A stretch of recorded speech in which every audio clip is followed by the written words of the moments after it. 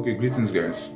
I want to talk about Web3. Now, why don't I talk about Web3? Because a lot of people do not have the knowledge or understanding of what Web3 is all about, and they don't know that Web3 is the second phase. Web3 is the second evolution we are in now. That if they don't focus on Web3, they are losing out on everything online. Now, I'm going to explain bit by bit. So save this video, like and follow, so you can get more of updates like this. Now, what is Web3? Web3 or Web 3.0 refers to the next evolution of the internet that focuses on decentralization, blockchain technology, and user ownership. It is built to give users more control over their data, identity, and access, reducing reliance on centralized entities like big tech companies. Now, what do they mean? They mean that Web3 is an evolution, is a new phase. Now, you have what we call Web 1, Web 2. Web 2, we have Web 2 like the Google, we have Web 2 like the Facebook. These are Web 2. Now, which means before you do anything, is someone that has access. Someone always have access to your information. Now, they are like the centralized kind of pattern, which is the Web 2. Now, but the Web 3, whereby you are your own boss, you are the owner of your own information. Now let's talk about key features of Web3. Now we have one, which is decentralization. Unlike Web2, which is controlled by centralized platforms like Google, Facebook, or Amazon, Web3 runs on decentralized network like blockchain, where no single entity has full control. As I said before, you are your own boss. You have full control of what you are doing. Now, the next time to talk about again is blockchain technology.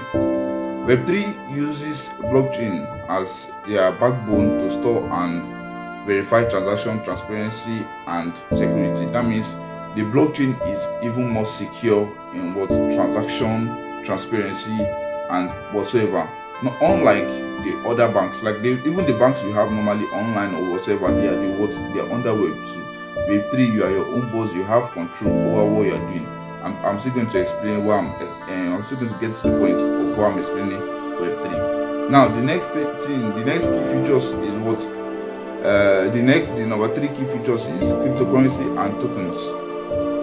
Digital assets like Bitcoin, Ethereum, and NFTs are fundamental to Web3, enabling P2P transaction without intermediaries. Now, why is it important? Now, we have the banks.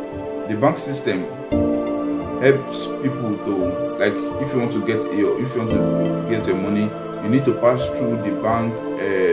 Let's say you want to move some hundreds of dollars or naira. You cannot just move it without the bank notice. The bank must be aware. The bank must be able to pass through many regulations and all that. But no, it's not as Web3. Web3, once you are making a transaction, it's secure and it's fast. And you are the one, like, you don't need any person permission, because even you making that transaction, nobody have access to what you're doing. Now, but the only thing that don't mistake me, everybody can still see everybody's wallet. But the point here about blockchain is that you don't know who is who. Now, the fourth thing about it is smart contracts. Smart contracts, these are existing contracts with predefined rules, eliminating the need for third-party agreements. Now, what they mean? Smart contracts, they are work there now in Web3. Now, is to eliminate the need for third-party agreements. As I said, banks or whatsoever system, you want to do third-party, you need, instead of it to be between you interacting with another person, you need to have another person, like you need to have a third party that will need to approve what you're doing. That's not in blockchain. Blockchain is a free system that works between you and somebody who is P2P. Now, the next thing is decentralized application. Decentralized application. These are apps that runs on blockchain and tech companies controlling their data. And let me explain. These apps now, this is just whereby you are creating a particular application, or you have a particular application you are creating or whatever. You can create them on the blockchain, and you can also access them. And if you are even interacting with these apps, with these dApps, like decentralized applications. You don't really have, the company don't need to have, like, it's not a third party something. Company does not need to have approval of what you're doing.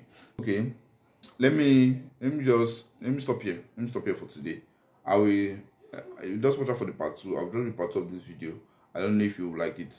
So now that is also what the Web3 key features is all about. It's very, very important you stay tuned on this. Like, some people don't really take Web3 serious because they don't understand what Web3 is all about. Web3 is all about having understanding. Some people are not even usually conversant of the Web3. Like, they don't even want, they are less concerned about what's happening in the space. At the end of the day, they will miss out of things. They don't know that this is the next evolution of what's coming. So please don't be like them. Stay tuned to learn. Follow me to learn more about what Web3. Thank you.